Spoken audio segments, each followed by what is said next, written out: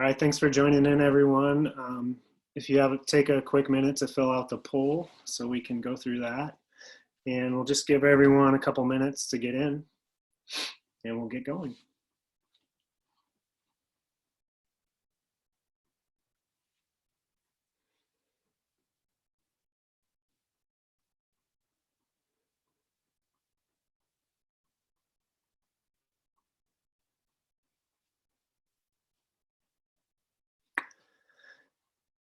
Also, tell me where you're joining in from. I'd love to hear who's on and where you guys are all at right now.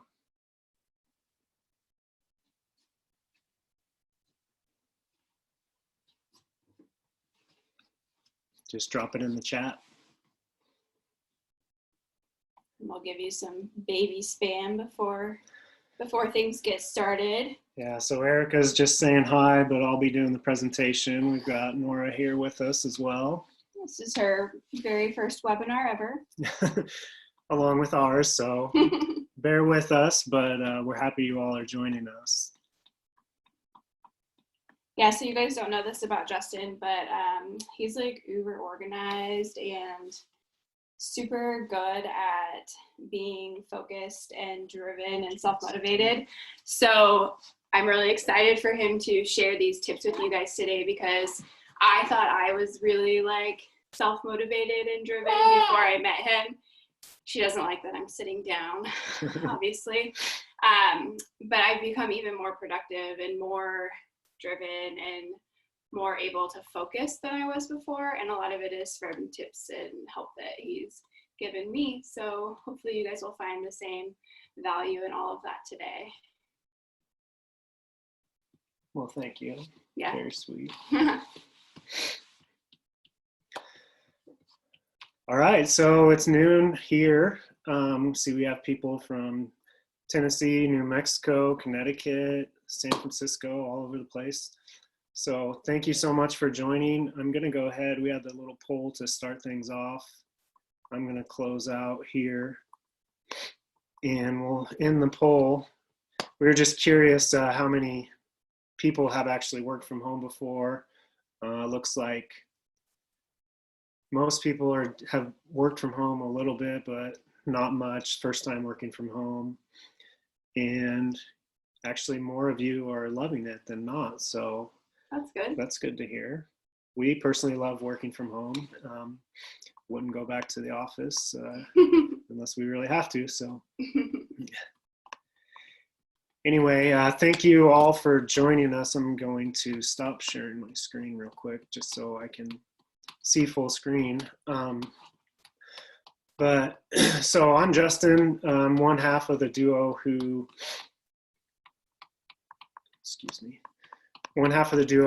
who runs the food blog and lifestyle blog, The Real Simple Good Life. Erica also runs it with me, and our background is kind of unique because, and it kind of fits this theme of today of working from home, is we actually used to be in corporate accounting, both worked in a corporate environment. I worked there for like 11 years, and Erica probably 6 or so years in the corporate environment. And before we started our food blog on the side, and then ultimately about 4 years ago, we kind of pulled the plug on the corporate gig and moved here to Bend, Oregon is where we live, and we started doing our blog full time. So it was a huge change for us, and we went through a lot of trial and error trying to figure out our schedule, and we're trying to work from home effectively and be efficient and productive. And it was a whole new world for us, just like a lot of you are going through right now. So we thought it'd be good to hop on here, and we think we have a lot of good tips and tricks for you. And hopefully we can share some of our experience and help you guys be more productive and more effective at home, and ultimately have a better mind state and feel healthier and better about the state you're in and working from home. So we'll just start with kind of a quick agenda of what we'll go through today. So I'll share my screen again so I remember everything. So quick intro. after that, I'm going to go through, it was interesting reading through everyone who registered, all of your your biggest challenges with working from home right now. There was a lot of common themes. So I'll go through those quick. Then we'll also intro Dave Salsiccioli. He's a friend of ours and a leadership coach, and he's going to speak real quickly to kick things off about effective self-leadership. So I'll bring Dave on here in a minute. And then after Dave's done, I'll go through our tips for working from home. We have 10 tips to share with you. And then we'll leave probably 10 or so minutes at the end for Q&A time. So throughout my presentation, we'll have some more polling questions to kind of keep it interactive and understand what you guys are dealing with right now. Dave will run those in the background. And then also Dave will facilitate the Q&A. So there's a little Q&A box at the bottom. Please submit your questions there if they come up during the webinar. And we'll answer those at the end, or if Dave thinks it's pertinent to answer while I'm talking about a specific topic, we'll go ahead and run those then. So with that being said, let's kick it off. I'm gonna hand the mic over to Dave Salsiccioli. I think his message is really important for kind of framing our whole discussion here today, and it's about effective self-leadership. So taking care of yourself and making sure you're in your healthiest state will ultimately lend yourself to better productivity and being more effective at working from home. So Dave, come on in and we'll go for it. Hey, thanks, Justin and Erica. Appreciate you giving me the opportunity to share with you guys today. Just a little background on me. I work with Coachwell. I'm a coach and the development officer there. We're a leadership and business coaching practice also out of Bend, Oregon, and have been in this world for about 20 years. And so, yeah, I just want to give us some context, some high-level overview context, and discuss what effective self-leadership looks like in the midst of where we're at right now. So, first of all, I want to just kind of zoom out for a minute. This is a very unprecedented time for all of us, as you well know, and as the media has been telling us. I mean, this is we've never faced an economic and health crisis of this magnitude before. And so it's a new reality for us. And there's this military term that comes up often when we talk about these types of situations, and it's this concept called VUCA. And it stands for volatility, uncertainty, complexity, and ambiguity. And I think all of those words accurately describe a bit of the feelings that we may have in this moment in the middle of this pandemic. So that's the large context, is we're sitting in the middle of that, and we're also trying to adjust to how do we work from home. So the question is, how do we as leaders and as individuals lead ourselves effectively in the midst of volatility, uncertainty, complexity, and ambiguity? So I want to use an analogy here to help us frame this. And I know we haven't been on a plane in a while, and it may still be a while till we can get back to our vacations or go wherever we'd like to go. But if you can think back to a previous plane ride that you had, the stewardess will often go through the directions of how you do the belt buckle. And then they also talk about, in the case of an emergency or a crisis, and if the air masks drop from the ceiling, you are you're directed to put the mask somewhere, right? Now, Justin, do you put the mask on the person next to you first, or where do you put the mask on yourself first? Got to take care of number one, Dave. Right? And you have to put the mask on yourself, and that's what you're directed to do. And although that may seem selfish, that may seem out of order, the reality is that in moments of crisis, like if a plane was going down, or right now in the current context we're in, allowing ourselves to put the oxygen mask on, take a breath of fresh air, lead ourselves effectively in the middle of this is more important now than ever. And how are we getting our oxygen? How are we leading ourselves in the midst of this? So a couple of points here before I let Justin and Erica jump into their tips. The first one is that one thing that we have to do right now is we have to build the right mindset so that we can express the right attitude. We just don't make good decisions in the midst of fear, in the midst of panic. Our brain simply cannot function at its highest capacity. And so right now, thinking about what you're consuming and how it affects your behavior and your outlook and your perspective is really, really important. The second thing is, and I think for many of us, there's a sense of almost grief about this, that we had a rhythm of life that was going on before this, and now that's all gone. Kids were in school, and I had my morning routine. I was going to work out, and I went to work, and I had all of these rhythms and routines and rituals set up in my day. And for many of us, that's just gone at this point. And so we have to recognize that the context has changed. So the strategies and the tactical ways in which we approach our work and our life now are going to have to change as well. We can't just continue to hold on to, well, I hope we're going to get back to that normal at some point. No, we've got to think creatively now about how we establish a new rhythm. And then Justin and Erica are going to talk about this a lot more here, but there's this concept that we use a lot in our coaching, and we call it systematic renewal. And this goes to the previous point about these rituals and habits, but this concept here is that we have various buckets or energy cells that function within us all the time, right? We have physical, emotional, relational, spiritual, and these are sort of energy cells, and there are things that drain those cells, and there are things that replenish or re-energize us in each of those. And so we need to think very strategically and very carefully about what are those things that give us energy, that replenish us in each of those cells. And we're going to have to be more creative and more intentional to make sure that they make it into our daily schedule now more than ever, because we had some of those things before all of this, and now that context has changed. So we have to give ourselves some permission to think creatively about how we can approach how we're going to lead ourselves in the midst of that. So I know it may seem selfish, like we talked about, to make sure that you're prioritizing self-leadership and self-care in the midst of this. But if we're going to lead ourselves, be incredible members of our teams that we're working for, continue to contribute to our organizations, lead our families and our kids through this, we have to put a focus on self-leadership. We have to put the oxygen mask on ourselves and take a big breath. And many of the tips today are really focused around how do we do that? How do we establish that new rhythm? And how do we lead ourselves effectively in the midst of that? So just a quick little context there, Justin and Erica, thanks for letting me share. And would love some questions if you have about that. I'll be jumping on at the end of this. You can just put those right in the chat there, but I'll let you go ahead and move on with your tips. So thanks, Justin. Great. Thanks, Dave. Thank you, Dave.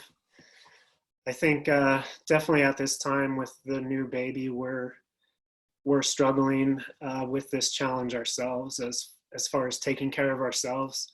With the newborn, you're always putting the newborn first and their needs first, but we're also realizing that we need to carve out that time for ourselves and carve out work together to figure out what is our new normal and how we're going to actually be able to do those things that make us thrive as parents so we can be the best parents possible and juggle this new normal. So we're still working on that, obviously, but we definitely have some tips for working from home. So that'll be the theme today. I'm going to share my screen again real quick to get into the tips. And real quick before Justin does, I think Dave kind of touched on this, but like we've, been kind of forced into this new situation. And I think initially where a lot of us go is thinking of what we lost and what got maybe taken away from us, like our normal routines and all of this. But I think we've felt that way too, just like our life drastically changing with the new baby and stuff. But the last week or so, I've really been trying to shift my own focus to more like not what we lost, like not the freedoms or the, luxuries and just the easy way life maybe was a month or two ago. But thinking about like what the opportunity is now, because I think we can all come out of this a lot better and stronger and with like better routines and better habits and better everything if we take that opportunity and do something with it. So hopefully these tips help you kind of along that path. Yeah, I think as I was putting together these tips, you'll find that they're not just applicable for working from home. You can take them back to the office and a lot of them will help. A lot of them will help just set up your day and end your day and be more productive throughout the time, and energy management. So whatever you take away, this doesn't have to just stay at home during this time. I think it's really important to take these tips back to the office as well. So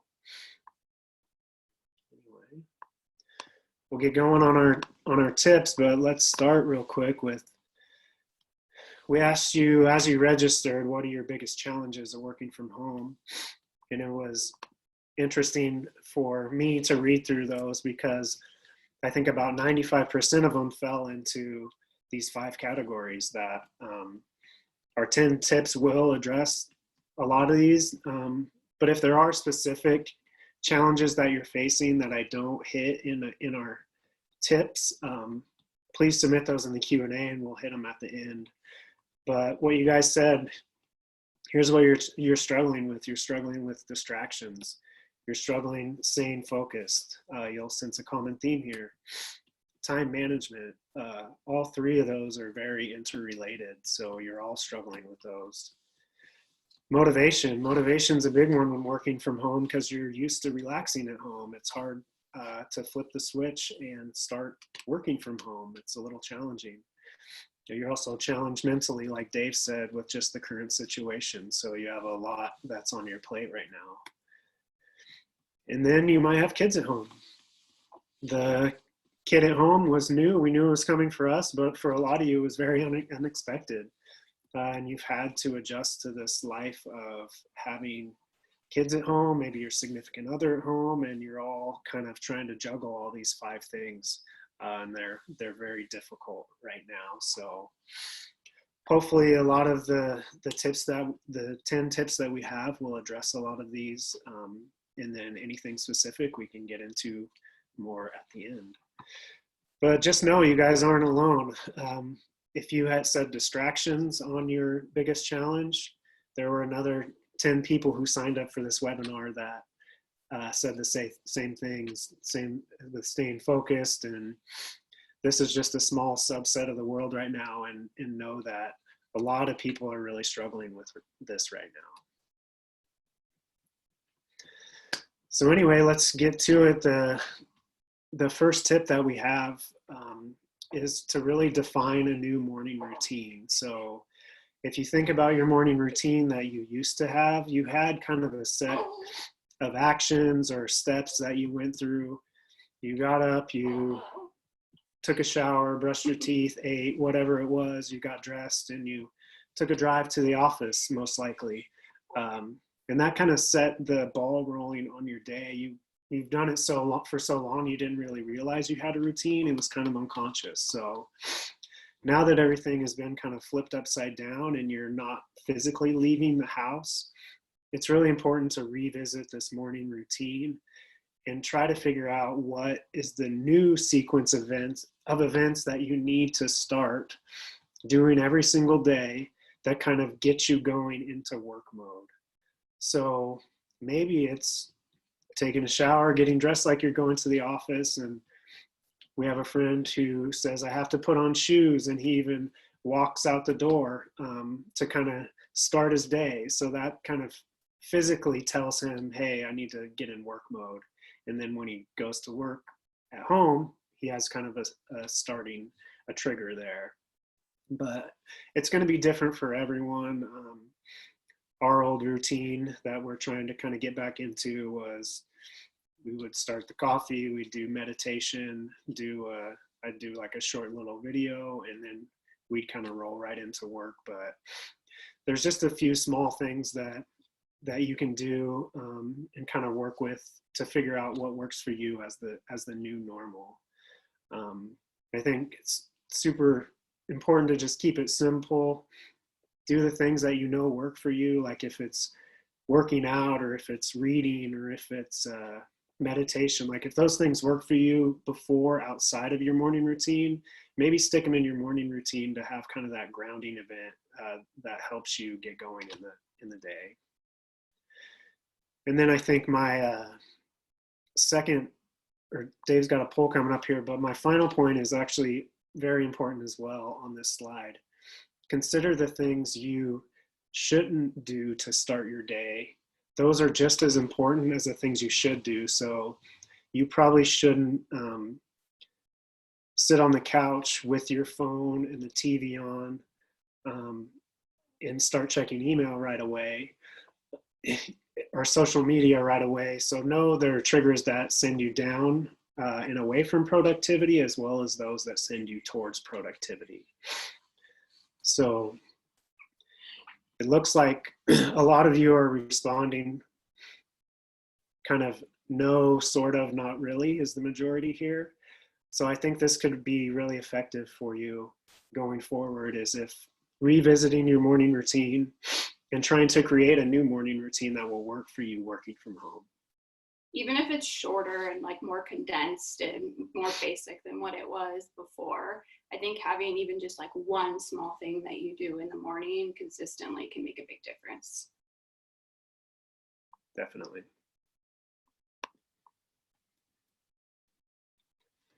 Second tip can kind of roll right in from your morning routine or actually be a part of your morning routine. But it's really to establish your workspace. So if you're lucky like us, we kind of have a designated office upstairs, but you might not have that space that you need to work in, or but you need to kind of carve out a physical space that you really, if possible, you designate as only work only space. So preferably this isn't the couch or your bed or the dining room table.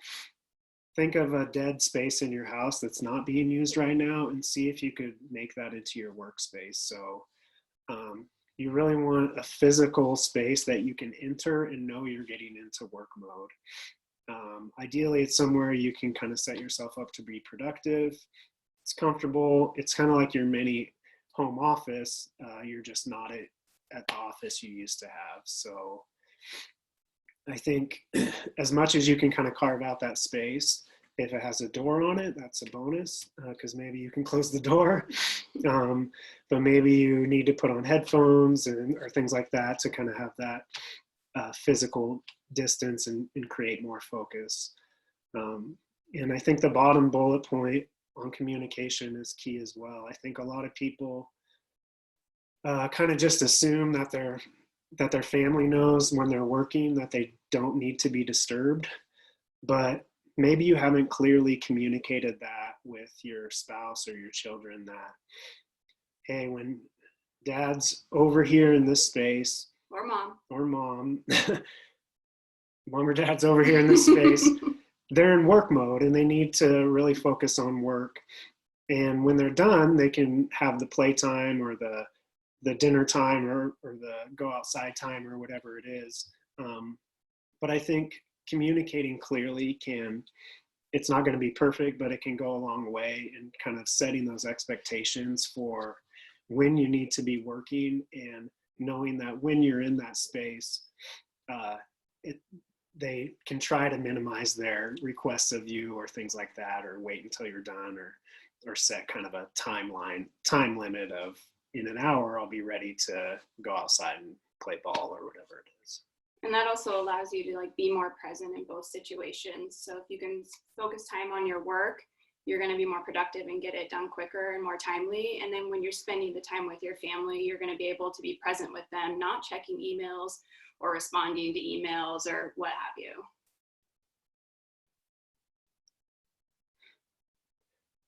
Looks like we have another poll going.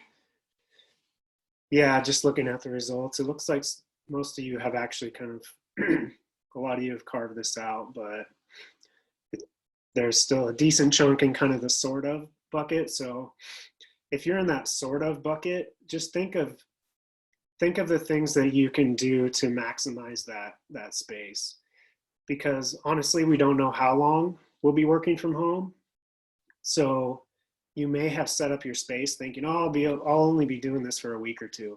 But really it might be a month or two and it's already been a month. So what is it? What do you need to do to optimize that space and make it a better workspace for you? Think about that.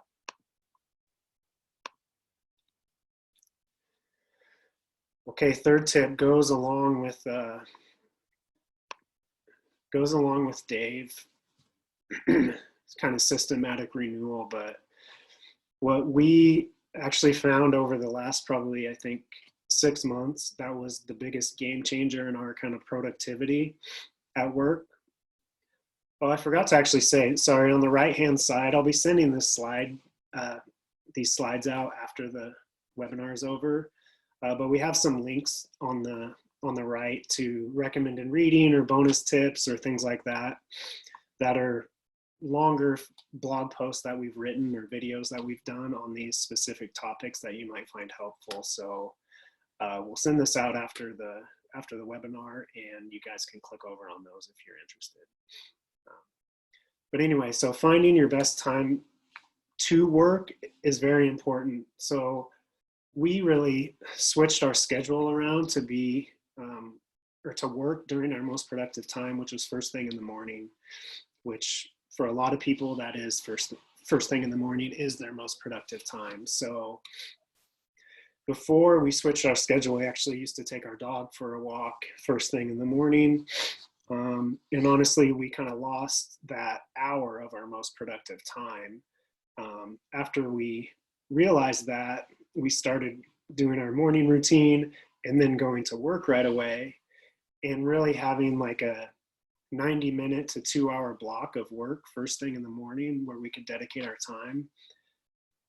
If we could get that, it didn't matter how the rest of the day went. The rest of the day could go completely sideways, but we got so much done in those initial 90 minutes to 2 hours that it really totally increased our productivity. We were fresh. We knew what we were working on. We could work on hard projects. And we really had that energy to attack the work that we were going on. So we really suggest trying to figure out when you're most energetic and trying to work your schedule to allow some focused time during your energetic time.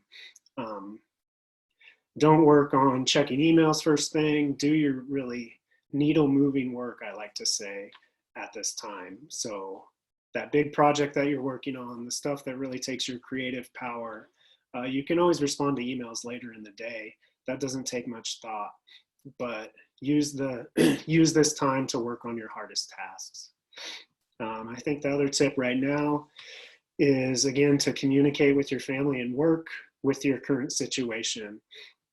You're not going to get this block every day probably, but if you can work with your family to get this productive block, maybe 2 times a week, 3 times a week, work that into your schedule so you know you're at least getting those chunks of time during your best time. All right. 4th tip is distractions. So this was one of a big answer to a common problem right now.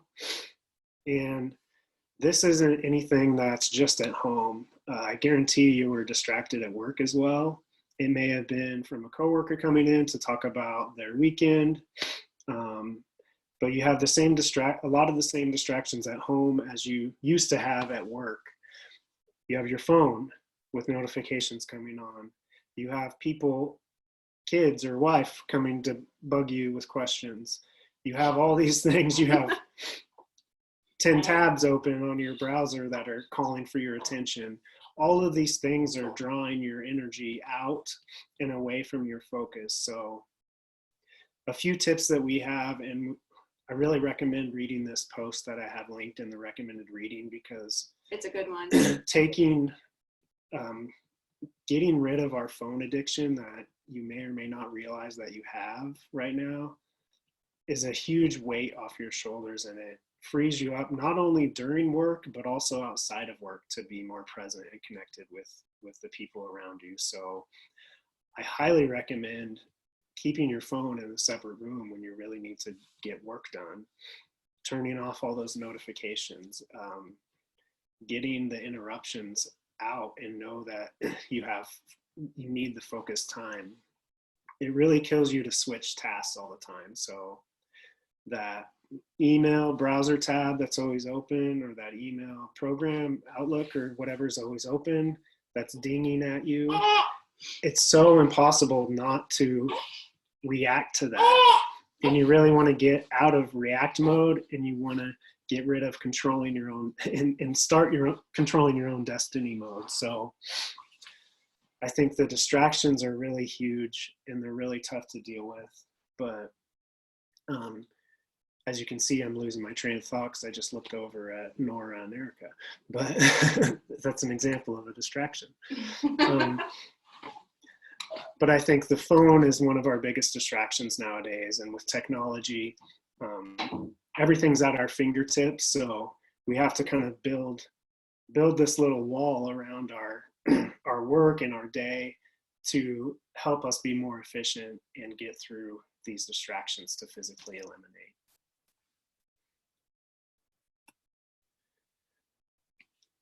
All right, so fifth tip here is a big one.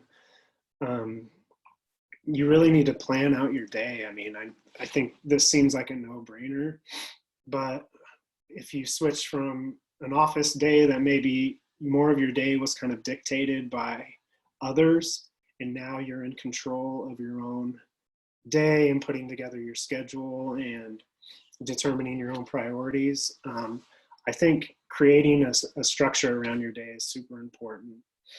We found that really just outlining the kind of key projects or tasks you want to get done during the day is very helpful. I do that actually at the end of my day for the next day.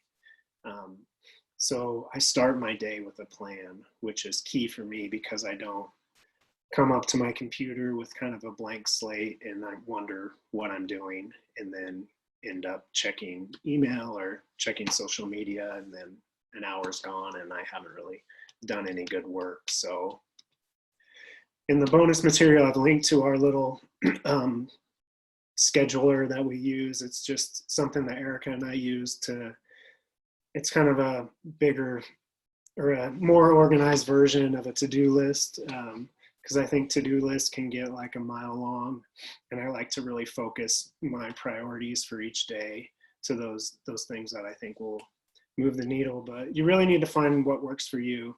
Utilize a physical planner, use your Outlook calendar, time block, however it works for you, to structure your day and also kind of build that time like we talked about to use your most energetic time for the most important work. So we've got another poll coming up asking about planning. I think another important thing while you guys are answering that poll is since we're all working from home, you have a little more flexibility in your day. You're not physically at the office. So for this renewal that Dave talked about in your energy renewal, it's really important to incorporate breaks in your plan. Maybe you schedule a workout in, mid-morning instead of after work or before work, and maybe that works out better for you physically. But plan for the lunch that you're gonna have to take, plan for the breaks that you need, plan for the family time that you might need to take. Develop that structure with your family and with your own energy in mind, I think is super important. So looking at the poll, looks like we're kind of across the board, kind of, sort of, to not really is creating structure. So let us know if there are specific questions on this. We'll go through this at the end because I think this can be very important as well to put this structure in place to help prioritize.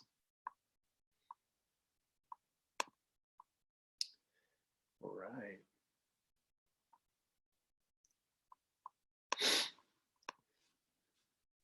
Sorry, skipped ahead here. Tip 6 now. We've talked about this a lot, but I thought we needed a dedicated slide to this because I think, like Dave said, you really need to prioritize yourself first to make sure you're most effective during this time. It's super important to manage your energy and to really understand and accept that we're dealing with an unprecedented time right now. We're juggling a lot more than we're used to. Everything's kind of been turned upside down, and I think just accepting that, processing it, and like Erica said, trying to make the best out of this situation is really important. I think one of those things is taking care of yourself. So refreshing when you need to. This goes outside of this. When you go back to work, you can't expect to work 10 to 15-hour days, 7 days a week without some break and some energy refreshment in your life. So I think managing your energy, finding those things that give you energy, you know, whether it's getting outside, whether it's music, whether it's reading, whether it's finding some solitude, that slice of solitude in your day, that used to be maybe your drive time or whatever it was. But I think finding just those little things that you can sprinkle into your day or get in your routine that can become part of this new at-home process that really help revitalize your energy instead of drain your energy. So less time focusing on the bad and the news feed and where things are going and the uncertainty of this time, and more managing your energy, controlling what you can control, focusing on the positive things and focusing on the things that you actually have control over and that you can take action on. So find that space and find those ways to recover, I think, are very important when working from home. Okay, tip 7. Tip 7 is mostly geared towards if you've been disrupted out of your normal office space and you're now working from home. But it also is key for others. But I think communicate is super important right now, even when you're physically distant. So I think if you used to work in an office, it used to be very easy to communicate with either your boss or your team. You could just walk over to their office or walk over to their desk and ask them a question, or you could schedule a meeting and check in on projects or things like that. Now that's a little bit different. It's just not necessarily actually that much harder. It's a little different. So I think you need to find those ways, those new communication channels that you're going to use throughout this time. So for a lot of people, I think it's important to schedule regular check-ins. So if you're leading a team, you want to be scheduling check-ins with those people who are working on projects for you. Or also, if you're a team member, you want to keep your leadership apprised of what you're actually working on. So I think it's good to schedule regular check-ins. This is different for everyone, what their communication needs are, but I definitely at least weekly you should be checking in, and maybe it's just a daily check-in. Maybe it's a 15-minute, hey, what are you working on today? What are your priorities? How did things go yesterday? And it's kind of that quick touch point. I think for me personally, when in doubt, I think it's better to over communicate than not communicate at all. So I'm pretty much an introvert, and I lean on people just understanding me, but I learned throughout my career that I had to really communicate things and be clear exactly what I was doing, as opposed to just hoping people would understand what I was working on, because I knew I was doing my job just fine, but I had to actually tell people what I was doing to let them know that I was working on stuff. So I think it's very, very important to communicate. And then I think it's also important to not always just default to email because you're remote. There's going to be different forms of communication that work for you now that will be more efficient. So sometimes it's a lot better to pick up the phone and talk for 2 minutes than spend 15 minutes writing a long email, or hop on a Zoom call like this to see the person face to face and really get a better connection. So think about what your forms of communication are right now and try to use the best forms. Written can be good at times, but it can also be very inefficient. So understand when maybe a face-to-face video call is better than something written down. So another poll here for you is, have you guys established a new rhythm to keep you connected with your teams?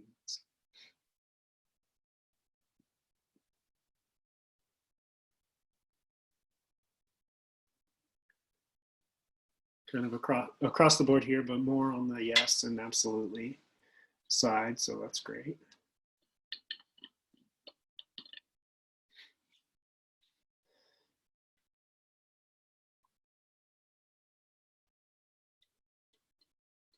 So good. So you guys are already pretty on top of this, so that's good. If you're kind of not really working on this, or kind of just in the sort of bucket, maybe set up those scheduled check-ins. I think could be very helpful for this one.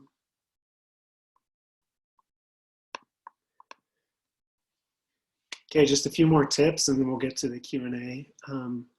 But this one's kind of unique right now, and it's one of the things that I found when we shifted from working in an office to working from home, was that I actually had to make an effort to get that human connection because I was working at home. Now, it used to be a little easier because I could go to a coffee shop, or I could join a group, or go to a meetup or something like that. But we're a little more isolated, but I still think it's very important when you're working from home to have those check-ins like we talked about with your team, and find those touch points to get that human connection. So a lot of you are doing Zoom a lot more now than you ever did, or Skype, or FaceTiming with your family. But I think since we're all so isolated, we really need to prioritize that human connection, because it's one of our energy drivers. It feeds us. We're social beings.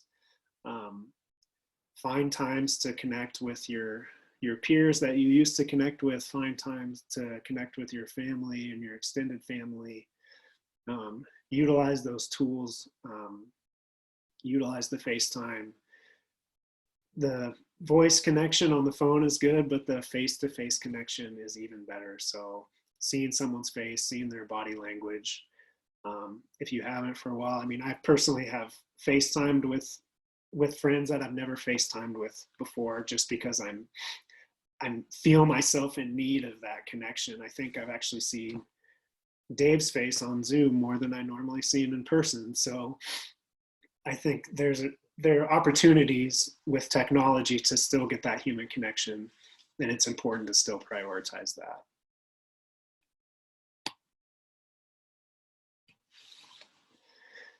Okay, my 9th tip here, go through these last couple and we'll get to the Q&A, is this one's kind of a mental shift for me that I really experienced from going to an office and working for 9 hours each day. Is when I went to working at home, I had a little more control over my day, a lot more control over what I worked on, but I still felt like I needed to work that 8 or 10 hours a day. I didn't really focus on the productivity. I focused on the time. And I think it's a really good mental shift now if you're working from home, is to not necessarily be in that same mindset that you used to be, where, hey, I go to the office from 9 to 5 and I'm there, and that's when I work, and then I go home. But focus on your production. What are the big projects you worked on? What are the things you got off your plate that have been sitting there for 6 months? What is the email response you got off to someone that had been weighing on you? Focus on those tasks and those things that you accomplished, as opposed to watching the clock and kind of checking in and out. I think this was a big thing for me mentally to really overcome, and really kind of understand when my energy levels were highest and when I was actually doing real work versus just busy work or no work, honestly. Sometimes I would find that it was 3 o'clock in the afternoon and I looked at the clock and I'm like, I haven't done anything for a half hour, because I had been super productive that morning and I was just done. So I think recognizing when you're done mentally from work and just accepting that. don't do busy work to fill in the time. Give yourself clearance to check out of the day, and give yourself that clearance by focusing on the productivity you've done versus the time you've done. And like just the permission to not feel guilty about like, I didn't work 8 hours today or 10 hours or whatever you usually work. Yeah. Because like, honestly, if I think back to like working in more of a corporate setting, like I got all of my work done like way quicker than 8 hours. And I was just like showing face the rest of the time because that's like what you're supposed to do, right? Yeah, and you have a different schedule now, and you may be more efficient from home. You may not have the wasteless meetings that you had, or wasteful meetings that you had before that took up half your day. So allow yourself the kind of freedom to accept that you're done for the day. Yeah, and your bosses are going to appreciate the like work you're getting done over the time you're spending. So do good work, do it faster if you can, and call it good. Exactly.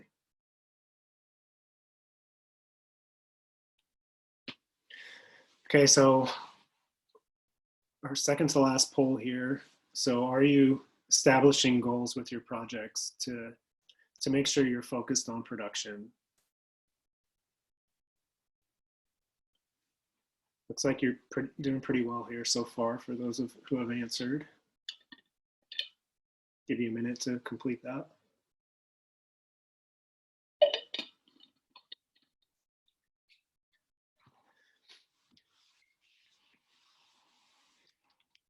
One thing I found that really helps is on this topic specifically is kind of linking my goals to the stuff that I'm doing each day. So if if we have a goal of increasing our revenue by X amount, is the task that I'm working on actually feeding that goal, or is it just busy work? So really linking your goals, knowing what you're working on during the day, or moving the needle towards your goals is a big deal.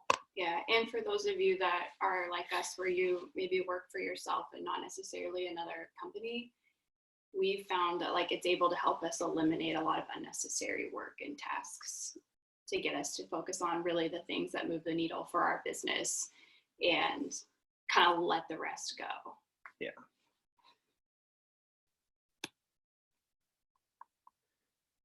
All right. Last tip here for our Q&A, develop a shutdown routine. So we talked about developing or reassessing your morning routine and developing a new one. And this one's really tough working from home, but you really need to find a way to leave work. So find a way to find your new drive time. So that time where you used to physically leave work, drive home, decompress, listen to music, whatever it is, and shift from worker you to home you, whatever that is. It's important to find a way to do that still. So establishing your current space, establishing your physical space is a good way to do this. So if you have that office carved out, you can shut down your computer and leave work, and that's when you're done for the day. But I think it's important to establish a little routine of steps that you do each day at the end. And I also think it's important to pick a certain time to end each day, because when you're working from home, it's really easy. It's comfortable, you're home, you're able to just keep going. So I think setting yourself with that schedule and a routine of, hey, even if I'm doing something else, this is my ending time. I want to end around 5 o'clock each day, or whatever time it is that works for you. Pick that out, set it, and follow it.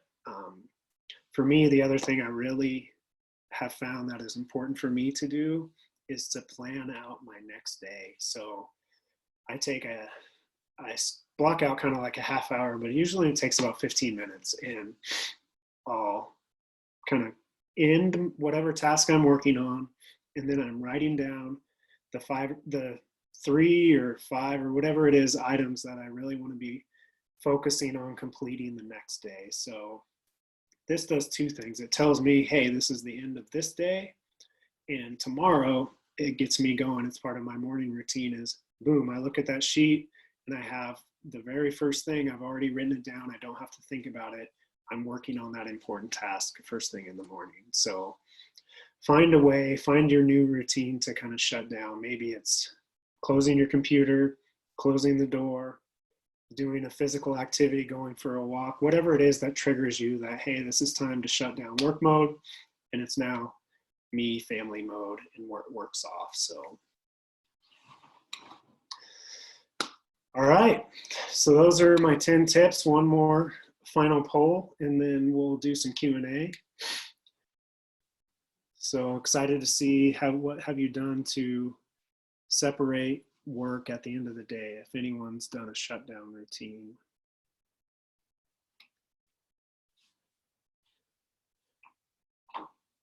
Kind of mixed results here, sort of, definitely not, sort of on the highest end of the scale here.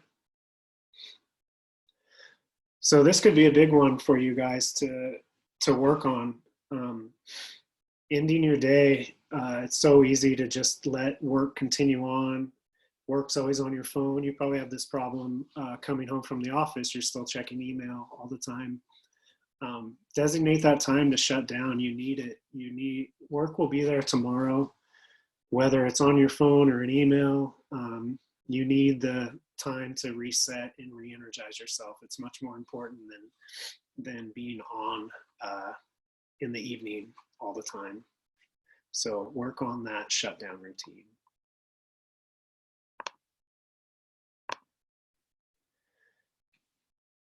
Got about 10 minutes for the Q&A, but just want to say thank you guys for joining us. Would love it if you hop on over to our website. We have a ton of materials on there. Bunch of healthy recipes you guys could be cooking at home right now if you're working on your home cooking skills. We have a lot of good stuff on there. So hop on over to realsimplegood.com, get to know us a little more. And also there's a contact form on there if you guys have any questions, or we'll shoot this out in the email that you can reply to as far as if you have any questions that we can dig into more specifics on this. We're happy to help you guys. Awesome. So Dave, I haven't been following the comments or anything, Q&A, but. Yeah, we've got some great questions, and thanks for the tips. I picked up a few things that I need to work on myself. So it's good to be reminded of ways that we can be more effective in the midst of all this. So yeah, two great questions. I think we'll be able to tackle them before the end there. So this one comes from Hannah Smith, and she says, what tips do you have for extroverts who are feeling drained by not having in-person interaction? Are there other ways to stay motivated and self-lead when these in-person connections aren't possible? I've done a lot of calls, and my team meets once a day for daily check-ins, but that's still providing challenges for me personally, and I usually need a very high amount of human connection. Well, you're asking two introverts, so I'm going to preface our response by saying that. So Dave might have more insight. Yeah, I can jump in there. Did you have something you thought? Well, it's kind of piggybacking on the whole, like, do Zoom and FaceTime with your friends and family, but maybe taking that a step further is, like, our neighbors, we were out on a walk yesterday, and they were actually talking about how they're, like, facilitating happy hours over Zoom. So, like, actual happy hours just via Zoom. So get a glass of wine, get a beer, make a cocktail, whatever it is, and invite your friends and your family, whoever you want to connect with, and do it in more of like a social kind of setting like you would do outside of the house.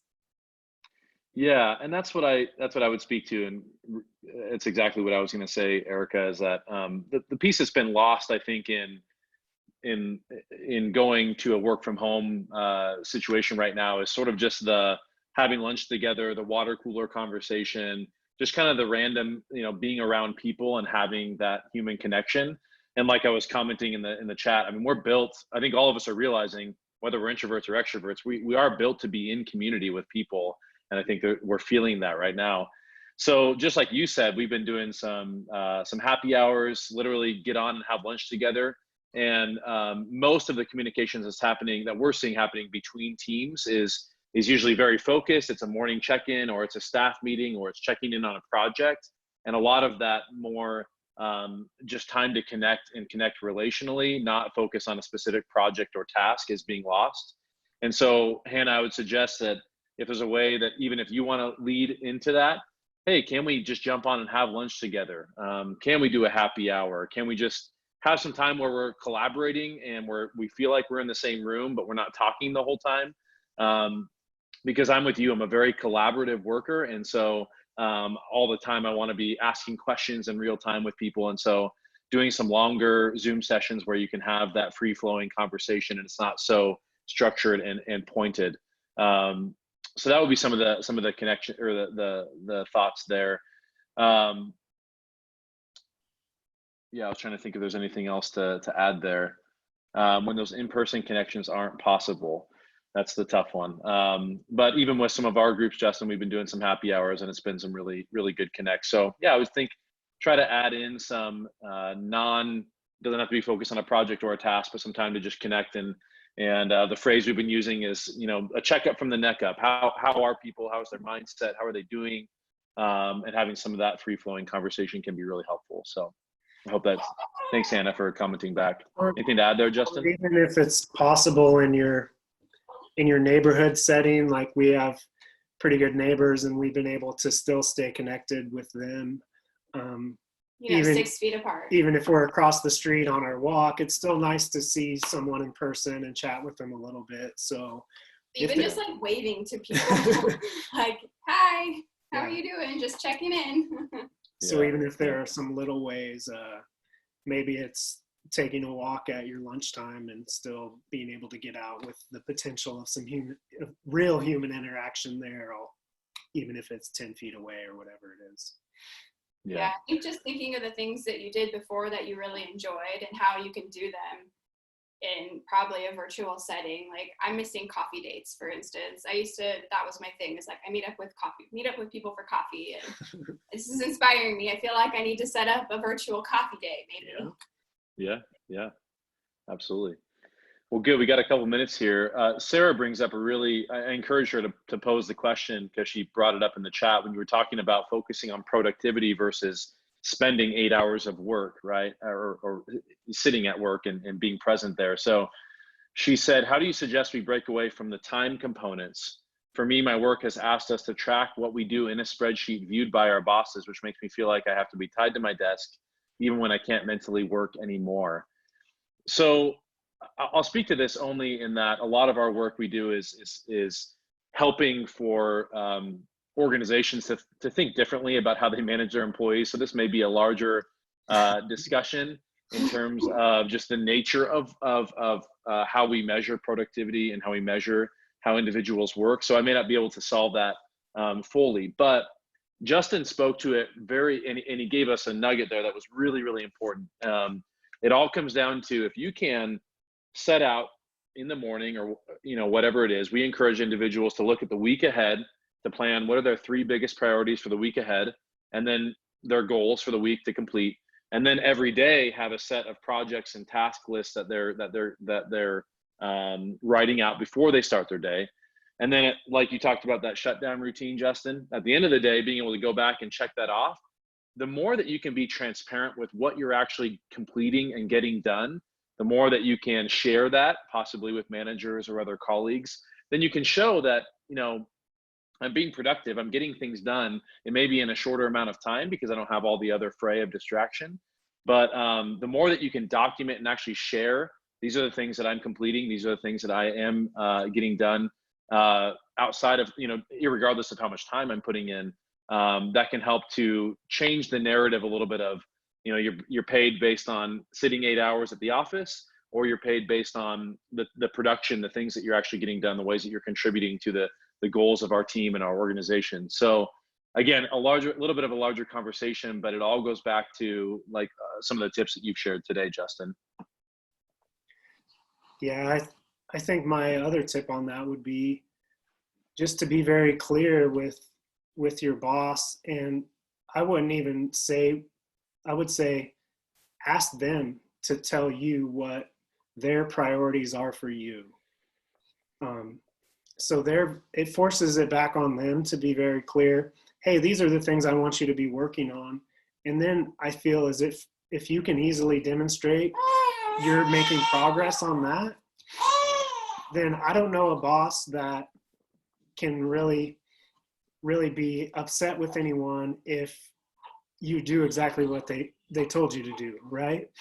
So maybe put the onus a little bit more back on them to say, hey, I've done X, Y, Z. I feel like I'm staying busy, but are there maybe 2 or 3 things that you really think I should be working on right now, so I can prioritize those or whatever it is. So I think that would be a good one to get it all there.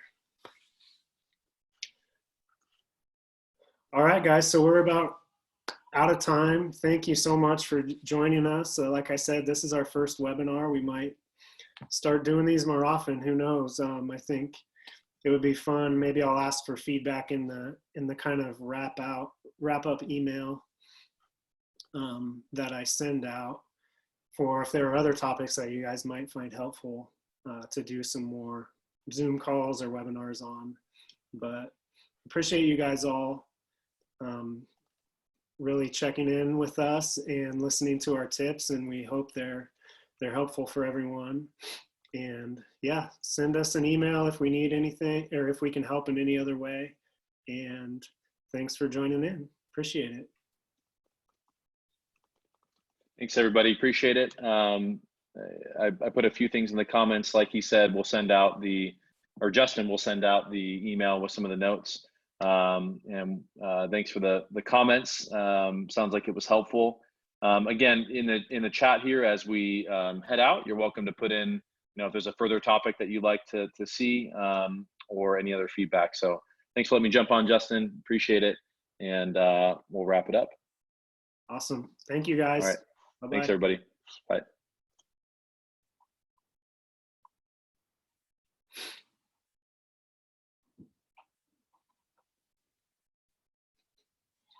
Yeah.